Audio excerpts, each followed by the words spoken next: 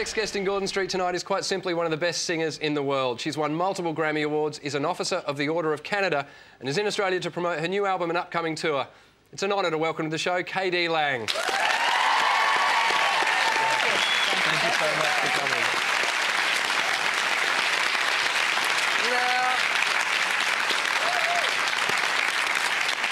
I want to start by telling you a conversation we had in our office during the week. And we were all having a bit of a chat round the table and someone said, "Oh, what song's KD going to sing at the end of the show?" And I said, "Whatever the hell she wants." She's KD Lang. She can do... And then I kind of realised that you are at a point in your career where you pretty much can do whatever the hell you want right now. Yeah, I guess, you know. I think more than ever I'm kind of more open to people's opinions. I never was before, but now I say, what do you think we should do? Well, there was one of the moments before the show when you were like trying out a couple of songs and said, which one should I sing? And I went, well, I like that one. You went, yeah, we'll do that. And I went, KD Lang just took my advice. But we've got one of the guys that works in our office is a musician. He's a great musician, Dan Warner. And I said to him, if you had a question to ask KD Lang, what would it be? And he said, all I want to know is, as a musician, how does it feel to be at that point where you can do whatever you want?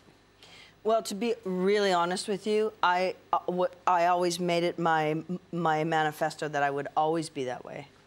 So at the very beginning, I did what I wanted, and very quickly people left me alone because I think that if you're an artist and you have a vision, if people change you, it just ruins it. Yeah. Well, we've got lovely footage, and I'm not sure if we do have it to show. Oh, now I'm scared. At the Juno Awards... I'm really scared now. OK, can we have a look at the footage, please?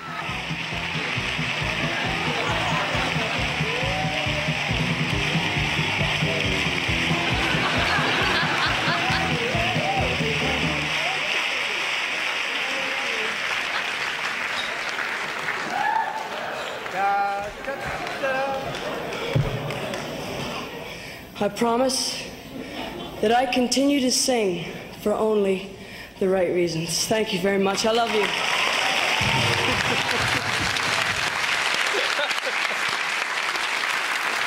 And do you think you fulfilled that promise of only singing for the right reasons? For the most part. For the most part. When did you not?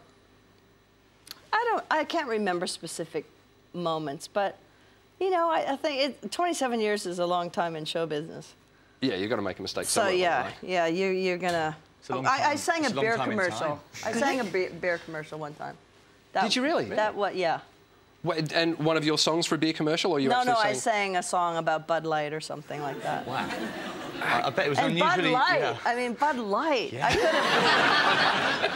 I could have picked a good beer. Yeah. I'm trying to stop myself from asking this, but can you remember how the Bud Light song went? I don't remember. Because the weird thing is... No, but wait. I do remember, though. I used to be a jingle singer before I did some work as a jingle singer before I started my band. And I did one for a waterbed store. Wow. We got you resting easy on a Sweet Dreams waterbed.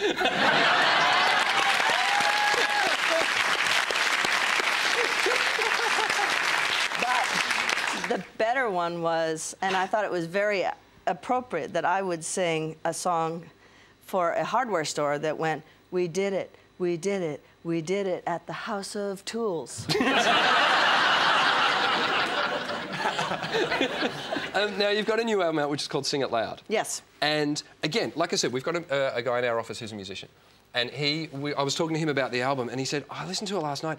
It just sounded like the band were really enjoying themselves. We were. We were. And they're here. Well, from what I know, you've just spent the last... Well, since rehearsal... cutting the hair of one of your band members. I did, yeah. He had hair down to here and a beard. The drummer. So when you see him, that's what we were just doing. We were both like completely obsessed with cutting his hair. We were going to find somebody to cut his hair tomorrow, and then I just went, I'm going to do it right now. Have you ever cut anyone's hair before? Yeah, I cut my own hair all the time. Oh, OK, fair enough. Yeah, that's why it's so beautiful. The great thing is now everyone's going to be watching you sing at the end of the show going, yeah, where's the drummer? Yeah, no, she did a really good job. Yeah. You're going to get calls now. Yeah, singing doesn't work out for you, KD. Yeah, you can release an album of great haircuts. And now the song you're going to sing... by Bud Light. Yeah. The song you're going to sing at the end of the show, which is, I think, the single off the album, is that I Confess? Yeah. It's just... And I felt like a bit proud of myself, because I'm a comedian. I'm not, you know... You are?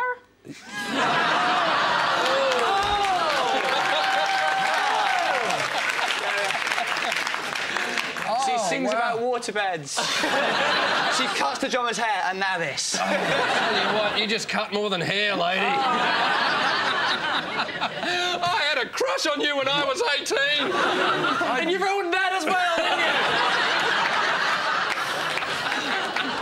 you? There's nothing sacred in that. And you abbreviate your name. We know how we feel about that.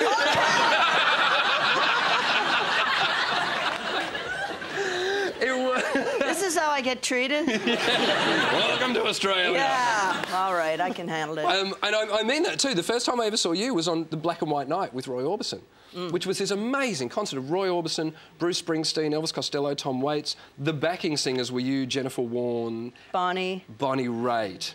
Yeah. How much of an influence did Roy Orbison have on your career? You know, I was too young to be really a Roy fan previous to that show, but when we studied his music to learn the background parts, and then I recorded Crying with him, and you know, subsequently learned his music, and then now I'm a huge fan, and really relished the time I had with him. I mean, he was so gentle and so peaceful, yet so confident and strong. You know, he was a beautiful man. And so it must have felt great then to record I Confess, which is kind of a... It's Orbison-esque, yeah. Yeah, it's very much so. And especially what's lovely about it is I'm listening to it going, oh, that's really... Is that Roy Orbison? I think it's a hint of Roy Orbison. And then the last, you know, the drum beats at the end of the song went, oh, yeah, that's great. Yeah. And there's another song on the album I want to ask you about, which is Sugar Buzz. Which there's a note you hit in the middle of that song, which I was driving, I almost had to pull the car over, it was amazing. But in the days of auto-tune and computers fixing albums, you kind of become immune to hearing a good note sung on an album, because there's a little part of you goes, yeah, she probably got that wrong and they fixed it up. But then I went, no, hang on, there's no way you would have used auto-tune or any computer fixing on your voice. And in fact, I read that the album was almost recorded live. Yeah, probably about 70% of it's live off the floor. That one isn't my vocal's not live off the floor, but it is one complete vocal. Hang on, can you explain that to someone who's thinks he's a comedian? It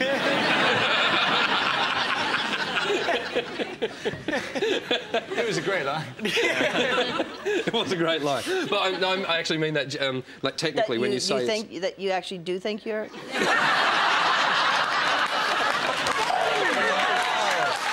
Oh, it's 2-0. I'll get you a waterbed.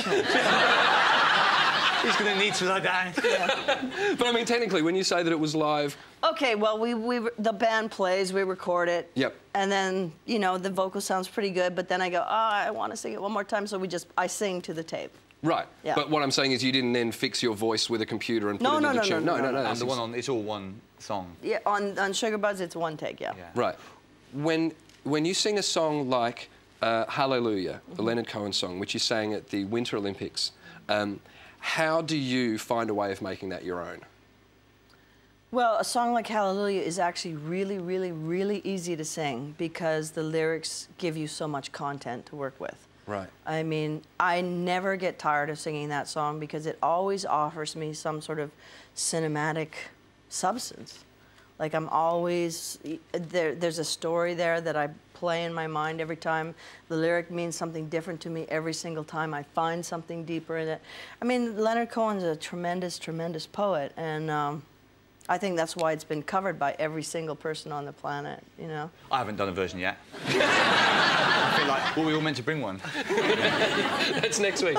Bring a plate tonight, bring a Leonard Cohen Hallelujah version next week. OK, I'll get practising. Yeah.